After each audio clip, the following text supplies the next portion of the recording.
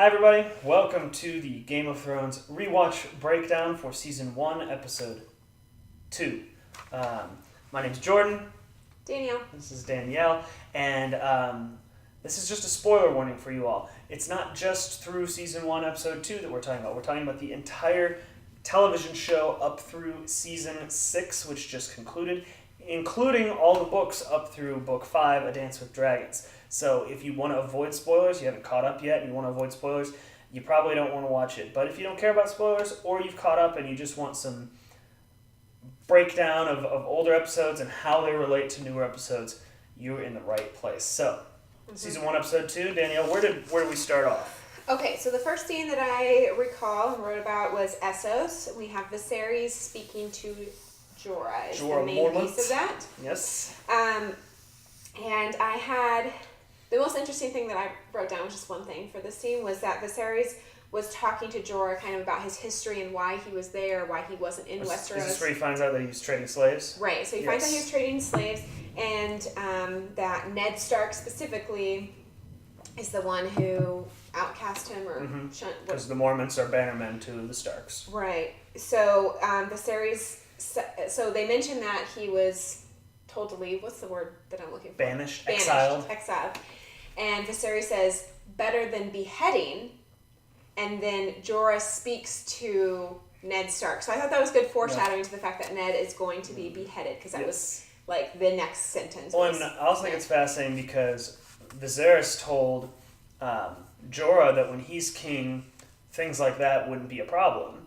Indicating things like slavery won't be a problem, which is so different because Dany's entire crusade from basically season 2 through season 5 is eliminating slavery. Right. Well, she was basically his slave. She didn't have. Yeah. She said she didn't want to get married. That wasn't a choice.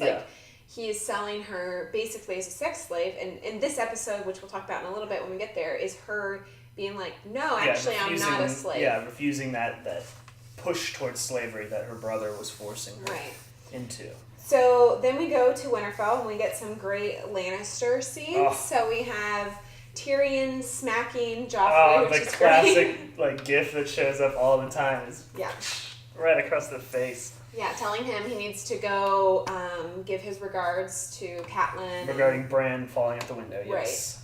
Right. Falling out the window. And then we have a great scene of the 3 Lannister siblings eating breakfast together. Yes, where they talk about all the fictional beasts up north of the wall and all that stuff.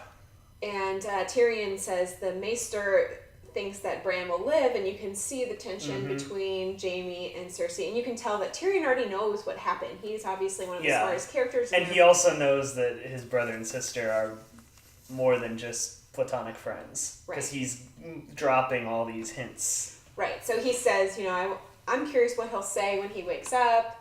And, Jaime's like, sometimes I wonder what side you're actually on, which I think is good foreshadowing of the fact that he's not on the Lannister side. He ends up killing his father. He's in this army that's against Cersei. Of course, him and Jaime are close still. Like, he wouldn't kill... He doesn't have any vengeance against Jaime at this point in time. Yes. I also think Jaime gives a great line here that echoes one of the most infamous scenes in all of Game of Thrones. It's when he tells his little brother, who's going to go up north to see the wall, he says, "Give my regards to the Night's Watch," which was what was said in the Red Wedding right before Robb Stark was stabbed in the stomach by Roose Bolton.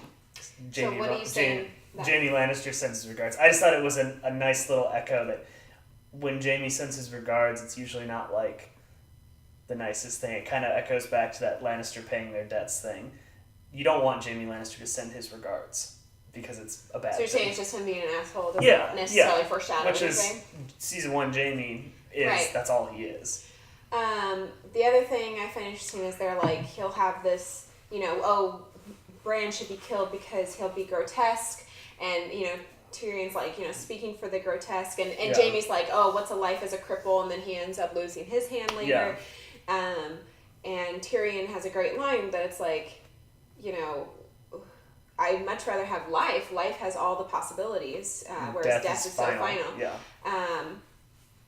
So I think that was a good description of like their philosophies on life. Because when Jamie lost his hand, he essentially felt like, I mean, that was basically the end of his awful person life. Yeah, was when he lost his hand, and then he started trusting Brienne more. He went to Bronn to get trained. You know, he started having to rely on people, whereas in the past he's really only relied on himself and Cersei. Right. Whereas if he had been just beheaded or something, he would have ended his life on that awful point and wouldn't have any of the redemption arc that he's had. Whereas not quite Jaime, as much in the show as he's had in the books, but still. Whereas now Jaime's such a great, like, one of the most like fully realized kind of round characters in the show, because there's so much depth to him at this point. Yeah. Especially after that last episode with his look that he was giving Cersei. So then after that we have Catelyn and Cersei having their conversation, which is really interesting and deviates from the books a bit because she talks about her son that we kind of, or at least I forgot about throughout the 6 seasons, that she does talk about having a son with Robert, which doesn't happen in the books. I do not believe so. In the books, she does get pregnant. I don't think this conversation happens in the books at all. Right, but in the books, she does get pregnant and gets an abortion. Yes. With Robert's son, and then after that doesn't get pregnant anymore from him because she takes certain measures. So we have Catelyn and Cersei talking, and then next we have Jaime and Jon, and he's kind of, Jaime's being asshole season 1, Jaime making fun of the fact that, you know, rapists and thieves are going to be his brothers and, you know, telling him this is not the heroic thing that Jon makes it out to be. Yeah. Not everyone at the Wall is Benjen Stark and Jon Snow. Yes, most of the people who go to the Wall are criminals who they basically either told, we're going to execute you or you can take the black because all your crimes are forgiven. And then we have a sweet scene between Jon and Arya where she gets needled. Gives her the little sword, and he gives her first lesson in sticking with the pokey end. Sticking with the pointy end, yeah. I know how to use a sword. This is great, Arya. Thanks.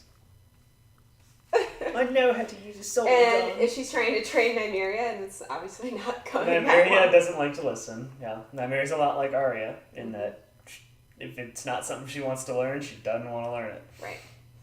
And then we have Jon going to visit Bran before he leaves, and we have this awful Catelyn. Catelyn really opens up to him and is nice and thoughtful. And no, am I remembering that wrong? Yes, Catelyn is awful to Jon. I want you to leave. Yeah, these accents are just. I'm good at this, right? On point. Yeah. So it's interesting to see Ned in the doorway as she says that, like, and you can kind of see a little bit of his heartbreak over the fact that she's so awful to Jon, which I think is kind of that, which we can talk about in theories, that R plus J equals L, and, you know, Tower of Joy and everything. But you can see Jon, even though Catelyn is so awful to him, you can see how much he really loves his siblings. Like, you see that with him and Arya, you see that with him and Bran. He doesn't have this, like, jealousy or even with Robb, who they kind of have a rivalry because they're the same age essentially, but even like when Jon is kind of packing up to leave, his kind of conversation with Robb, there is some kind of jealousy there a little bit, but it doesn't get in the way of their relationships are real. Their relationship they feel for one another. And the only one you don't really see is him and Sansa, which gets echoed much later. Yeah, in season 6 of that they weren't close, but he was close with the others. And don't forget old Rickon. Who? Exactly. Yeah. Rickon doesn't show up much in the early seasons. Okay, so then we have then we move on to the King's Road, basically. I'm not sure if we're quite there yet, but it's when, so we have Tyrion. I'm saying shit wrong, as per usual. Tyrion, Jon, and Benjen are kind of going towards the Wall, and Ned and all the King's people are going the other way. So eventually they split. And Jon and Ned have their conversation. And he says, the next time I see you, we'll talk about your mother. And obviously this is the last time they saw each other. But he does ask, is she alive? Is she dead? Does she know what's happening to me? And he doesn't say anything, but you can see on his face this, like, pain. Yeah, he hates that he's keeping this secret from the people he cares about and the people who should know, because of all the people who should know, John is probably Catelyn is number 1, and John is number 2. They should be the ones who know, and he's had to hide it from them for so long. Yeah, and I think that when he's asked if she's dead is when you see him, like, visibly be sad, which I think is, again, giving credence to the theory that we already know is real now. Yes. And he does say to him, you might not have my name, but you have my blood, which is, that Stark family blood, not necessarily Ned's blood, but the Stark blood. And I did write down, and we talked about this a little bit in our episode 1 breakdown, but that, John looks much more like Benjen than he does Ned. Yes. So, like, leading to my point that Ned does not look as much like a Stark as his siblings, and John is supposed to have that real Stark look, but the Stark look doesn't necessarily come from Ned. Yeah. So I thought that was interesting. And then we have Ned and Robert on the King's Road. They stop and have their little, like, friendly picnic where Robert's just like, screw all this, let's leave everyone behind and just go find some hookers and blow. Yeah, basically. Yeah, Robert, all he cared about was winning the throne. He has no desire whatsoever to actually rule, and it's although he's had a fairly peaceful rule. Well, for many years. Yeah. So there was support behind that. Yeah, but it's because they also just got finished kicking out the Targaryens, who were this awful force who almost blew up the Capitol. Yeah, so they do talk again about Jon Stark's mother, so giving more precedent to the fact that that's really important. That's a really important piece of this story. And he won't tell Robert anything about her, because if Robert knew anything... Yeah, so he does tell her that the name is Wyla, which I'm like, I wonder why he chose that name and why that's important. But he won't say what she looks like. And then they immediately start talking about the Targaryens and specifically Daenerys and the fact that they're still alive. And you can see the how upset Ned gets on the idea of him going and killing a child, especially. Yeah, and these Targaryens. And it's not just a Ned Stark, I'm honorable and I don't believe in killing for no reason, but it's like a pained look. Like, I feel like it's reminding him that he can't tell about Jon Stark's parentage, because those conversations are right together. I mean, they placed them together there for a reason. Yeah. Like, we're talking about Jon, and now we're talking about Targaryens, and we're seeing Ned be really saddened by both of those things. Yes. And then Robert does warn Ned, war is coming. Right. He does say there is a war coming, and there's so many wars coming that, this obviously could foreshadow a lot of things, but if you look at the end of season 6, which is where we are currently in the TV show, there is, like, war coming from everywhere. Daenerys is coming across. Euron is building his massive fleet. Cersei has control of the Iron Throne. Dorne and everybody's getting ready, and the White Walkers are coming. So there's this massive, I mean, probably bigger than Robert's Rebellion, probably bigger than the War of the Five Kings. Just this huge fight is coming. Well, and I think that's, when he says the war's coming, I don't know who, I don't know when, it's evident that, there's been this peaceful time for a while, this time of summer, right? Yeah.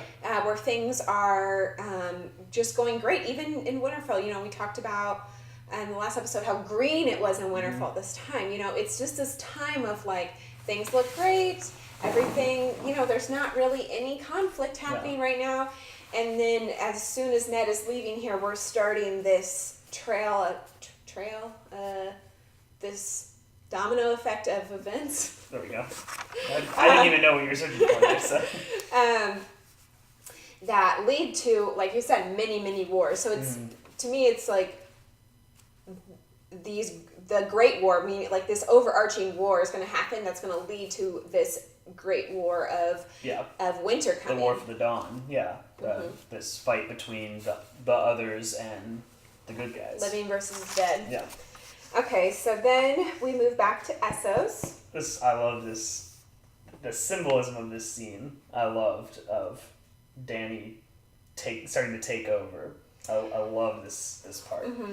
But so it starts with Dani and her handmaidens, basically. And they talk about the dragons, where dragons come from. Or does it start with that, or does it start... I think it starts with just her and Drogo banging first. And she's, like, staring at the dragon eggs. Yeah. So it starts there, and what I found interesting about that was that while she's looking at the dragon eggs, as it passes over them, you hear, like, screeching, like dragon sounds, and it's in the music, but I was like, oh, they're totally giving you hints that the dragons are coming. But then she has her meeting with her handmaidens where, they talk about where dragons come from, and it's these kind of bizarre legends, the moon cracked open and all that stuff. But then the other one says... Well, she has two, like, Dothraki handmaidens, and then she has one who's from the Slaver, free... I don't know. Like Slaver's Bay. She's not Dothraki. She was bought... She was a pleasure slave. Yes. And so they develop more of a connection because she tells the story of the dragons coming from the moon, and that interests her. And during that scene, they go over the eggs and you hear a heartbeat. I'm not sure if it's that scene, but it's this episode. Okay. But and then she goes one-on-one with this pleasure slave and learns kind of, rather than letting Drogo take her, how she can, kind of assert herself more. And this is when... I thought this scene was so fascinating because, so much of the Dothraki culture is riding horses and how that kind of, asserts your dominance. You break the animal. And in this scene, Daenerys rides Khal Drogo and they are staring into each other's eyes, but it's almost like, this is her really taking over the Dothraki by her riding their leader. Yeah. I mean, that's really the ultimate way to show dominance. And she's doing it. Right, and I think that is foreshadowing to the fact that she's going to ride Drogon, which is named after Drogo, yes. So really cool scene as far as once you've gone ahead and you come back to it, really cool to see. Because you felt it the first time you watched it, but you really understand the significance of it once you get later on in the show. Right. So that was everything in Pentos. Then we go back to the King's Road, right? We go back to Winterfell. Oh, we went back to Winterfell first. Oh, that's right. Yes. That's right. So back in Winterfell, you have Robb and Catelyn in the room with Bran. They're kind of talking about how she's not taking care of Rickon, which I think is really evident. So Rickon is like 2. In the books, he's like super young. Like can barely talk. Yeah. So maybe he's like 5 in the show, but he's really young. And we see later that he is never raised by his parents really. So, Bran gets hurt. She's completely ignoring Rickon. Mm-hmm. His dad leaves, and then very shortly, his family just gets ripped apart, right? So he's raised mostly by a wildling. Mm-hmm. So Shaggy Dog is super wild. Shaggy Dog is like the frightening direwolf, yes. Yeah. So this is kind of the start of him just being a wild, feral child, basically, along with Shaggy Dog. So they're talking about that and the fact that she's not taking care of him. And then there's a fire, so Robb runs out, but Catelyn stays with Bran, which is obviously not the Lannisters' plan. You weren't supposed to be here. Yep. Nobody was supposed to be here. Yep. So we get the assassin coming in. It shows how much Catelyn cares for her kids, too. She blocks his knife with the palms of her hands. Yeah. And ultimately is saved by Summer. Bran's direwolf Summer, yes. But just a brutal scene as she's holding on to this assassin's knife. And they later go over this knife. And it's a dragon bone. It's a Valyrian steel with dragon. I mean, it's a super nice knife. And,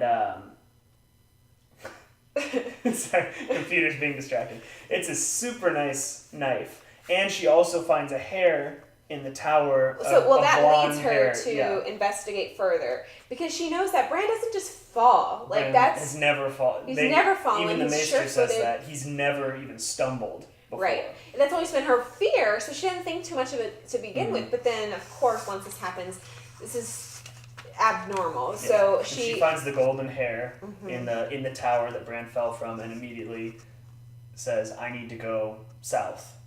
Right, so she decides to leave her family. So this is, very early on in the series, the Stark family just is split up and everyone's kind of on their own. Yes. So she heads down south so she can tell Ned that she thinks the Lannisters are responsible for trying to kill Bran. Right. Okay, so then we go back to the King's Road. We have Arya and the Butcher's Boy, and we have Sansa and Joffrey walking, and that has the just awfulness of this series. Yeah. Which is... To really see Joffrey for what a little punk he is. Cutting that kid's face. Yes. Basically trying to kill Arya. Like, he's swinging a sword. Yeah. He would have killed Arya. He would have killed her. Like, and somehow Sansa doesn't get it yet. Yeah. And then, of course, the Butcher Boy does die. The Hound rides him down. He didn't run fast enough, is what he says, yeah. And then we have... The trial, yeah. If you want to even call it that. Yeah. Luckily, Robert isn't as insane as Cersei. Yeah. Cersei was out for blood. Yeah. Obviously, her goal at this point, at least I think, is she wants Sansa dead because she sees her as part of Maggie the Frog's prophecy of being the beautiful queen. Yeah. And we see that in the last episode where she calls her a beauty. Aren't you a beauty? So she's like, you're the beauty that's going to take me over. Because that's constantly on her mind is how, this prophecy's kind of taken over her sanity. So Lady gets killed. By Ned. It's Ned slitting the throat of a direwolf, which is sort of symbolic of Ned killing his family, basically, destroying his house. Obviously, he doesn't completely destroy it, but it really is the decisions of Ned that bring House Stark so far down. And this is when he's lost control of his family already. Sansa's lying about stuff, and it's just... Arya's had to get rid of her She had to send Nymeria away, yep. So it's last we see Nymeria in the... in the show. They've talked a little bit about like a massive wolf pack, but we've not actually seen whether or not it's actually Nymeria leading it. It's just kind of been hinted at. We hear more about that in the books. Yes, and we know that she's alive. In the books, we know it's a thing. Yeah. Yeah, and because Arya is still having her wolf dreams and kind of war game. And then when Ned cuts the throat of Lady, that's when we cut to the last scene, which is Bran waking up. Just as soon as Lady is killed, Bran opens his eyes. Yeah. It's very reminiscent of Jon. Yeah. So we'll talk about that as we're moving into theories. So for theories, I want to talk about Bran. I want to talk about the direwolves. Anything else? Well, just one. It's pretty obvious, but Catelyn does say to Ned, "You came back with another woman's son," when she's talking about Jon Snow, which is true, but she doesn't quite realize what she's saying. And in fact, he's coming back with not his own son. It is some other woman's son with someone else, in the R plus L equals J theory. But, nothing that, revelatory there. But it is, I thought that line stood out, that she words it very carefully. Yeah. So I would say, theory-wise, the two theories I want to talk about is going to be the direwolves being symbolic of the Stark children. That's part's obvious, but the fact that they die when the children have done something really... When they make a horrible mistake. When they make a mistake for their from their, regarding their family, whether the actual Stark children or just, the people in their lives, basically. So this is the first death of a direwolf that we see, and it's when Sansa lies to protect Joffrey versus to help her family. It would be really interesting to see, and I know it's so easy to do this, but what would have happened if Sansa had actually told the truth? If she had said, Joffrey cut the kid, he tried to stab Arya multiple times, and Arya threw his sword in the water. I think that would be fascinating. We also got to see something we didn't mention. I love when Robert is talking to Joffrey, and you see his anger and disappointment in him when he's like, "You let this little girl disarm you," and the look on Joffrey's face where he's just like, all he wants is approval from his dad. He just doesn't know how to do it. Right. And maybe he dies thinking that that's his dad. he's not aware that that's not his dad. You wonder if Robert knows deep down that those aren't his kids.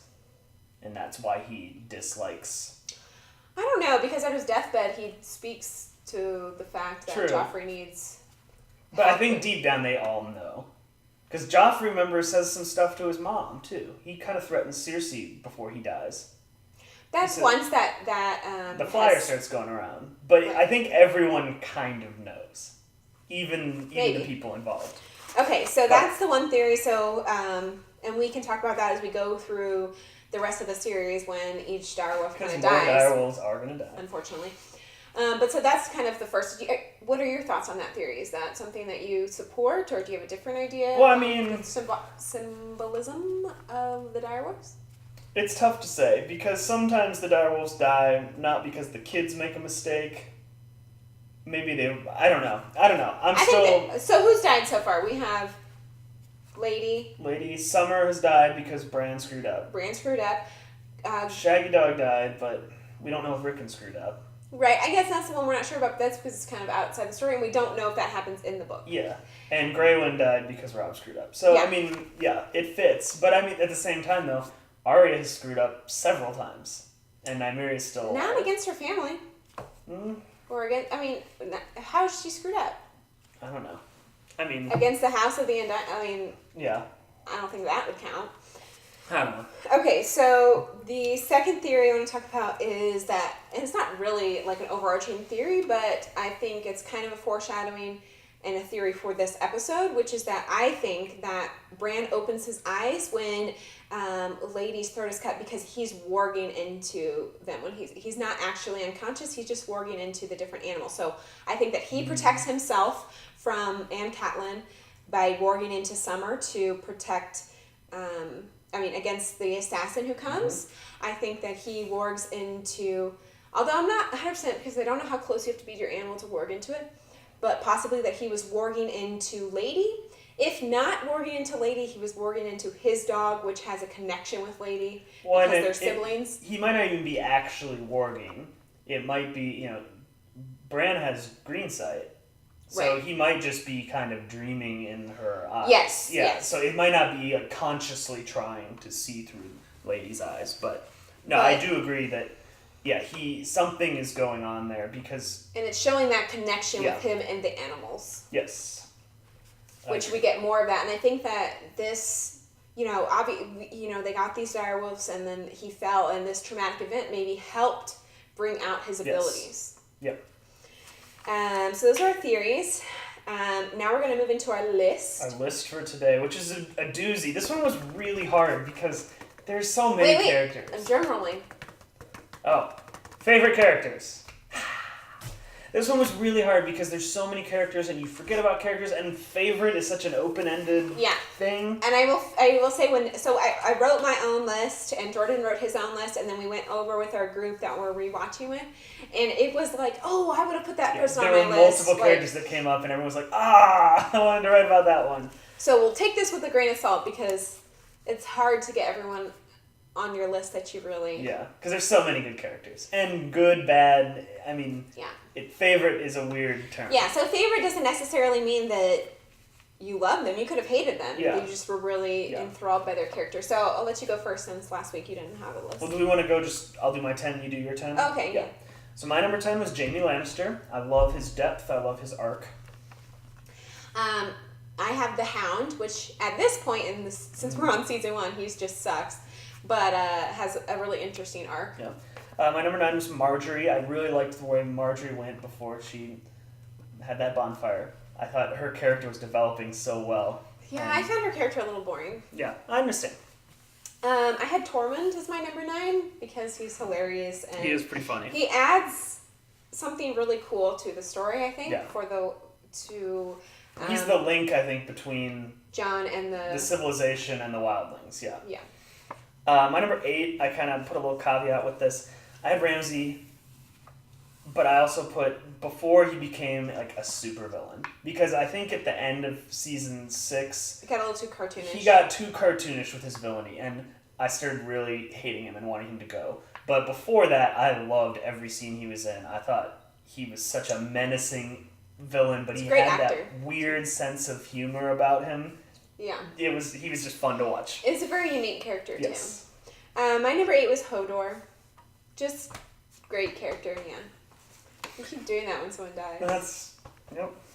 My number 7 was Brienne of Tarth. I think she's fascinating. I really like Brienne. My number 7 was Lady Mormont because she's a badass. She was my honorable mention because she just hadn't had enough screen time, but she is awesome. I don't even care. Yeah, she's awesome. I hope she's in every episode from here on out. Have you heard about the theory that that they were designing for, or like trying to plan out for her and Jon to be married? No. Yeah, it's a stretching theory, but interesting as all theories. Number 6 was Arya Stark for me. I thought her House of the Undying stuff or House of Black and White kind of got boring, but overall she's pretty interesting. I don't think it was done excellently. I don't think it was boring. I think it was rushed, so it didn't make a lot of sense. Yeah. My number 6 is Davos. My number 5 is Davos. I love Davos. He was one who I actually left off my list. Somehow I forgot all about him. But yeah, he was my number 5. My number 5 is Daenerys. Nice. For obvious reasons. She didn't even make my list. My number 4 is Varys. I think Varys steals every scene he's in. Okay, another random theory. Have you heard about the theory that he's a merman? Because that's a real theory. No, I missed that one. Mm-hmm. Like when people talk about it, they point to the fact that he's described as slimy. That's all it takes? I'm sure there's more to it. I just haven't given it much so yeah, there's this long flowing... I don't know. Okay.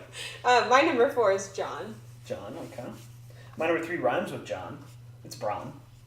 See, Bronn is one that I wish I put on my list. I love Bronn. Bronn steals every scene. Every scene. I love it. He paired so well. When he and Jaime would have their little training sessions, those are perfect. My number 3 is Jojen. Yeah, Jojen. I love Jojen. Yeah. And he is such a pivotal character. If it wasn't for him, Bran would not have the interesting story that he has. I know lots of people hate on Bran's story. I find it fascinating. Yeah. I almost put Bran on my list until I realized it's not his character that I enjoy, it's his story, and who created that story is Jojen. Yeah. And I actually love his character too.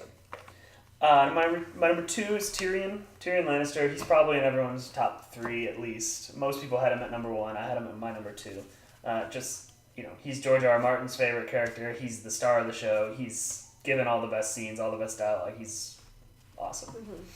My number 2 is Arya. No. I did not get as bored with her story. I think her story is the most interesting, her story arc. Not because it's instead of like Jaime or the Hound who's kind of a story of redemption, hers is a story of finding herself. Like it's a true story of like growing up in this environment and figuring out who you are and utilizing your strengths and figuring out who to trust. Like I think she's the smartest Stark child. When she, more than anyone in the Stark family, had it all, well, I guess maybe her and Bran had it all and then had it all taken away from them. Because even, I know this sounds bad, but Sansa was getting abused, but she was still a higher up. She was still a Stark. Yeah, she didn't lose her name. She didn't lose... Robb was still the King in the North. Jon was the Lord Commander. So you still have characters who had something to their name. She lost everything. She literally became no one.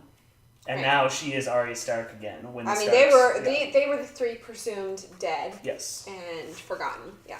So that was your number 2? Yeah. My number 1, my favorite character ever on the show. Yeah, I know who it is. Awful villain, Tywin Lannister.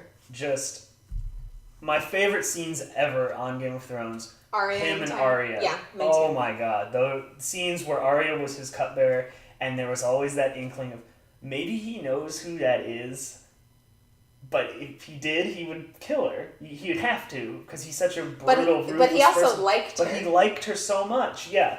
I thought those scenes were so and him awesome. with Joffrey. Yeah, the way he dealt with Joffrey, the way with Tyrion. The way he dealt with Tyrion. I remember he talked to Lady Olenna a couple times. That was the one I left off my list, who I was annoyed about. Yeah. My number 1 is Tyrion. Yeah. Love he's Tyrion. Most people's number 1, I imagine. Yeah, he he hasn't had that much of an arc because he's always been himself. He's just been playing the game, being smart. Yeah. But the way he plays it, the way he interacts with people, and just who he is in the environment he grew up in is really fascinating to me and enjoyable. Okay, so let's go through this is our groups list, our overall list. 10th was a tie between Olenna and Jamie. We had lots of ties, actually. Yeah, we did. Number 9 was Tywin. I think I was the only person who voted for him, but since I put him at first place, that ranked him up there. Number 8 was the Hound. 7 was Daenerys. 6th, 5th, and 4th were all a tie, so 4th place tie. Brienne, Jon Snow, and Bronn all tied for 4th place. Davos was number 3. Arya was number 2. And of course, Tyrion Lannister. So many people had him as their 1, 2, or 3. Yeah. I think everyone had him in there. He drinks and he knows things. That's all he does. So, what we want to hear from you is your top 10 favorite characters. Your favorite characters.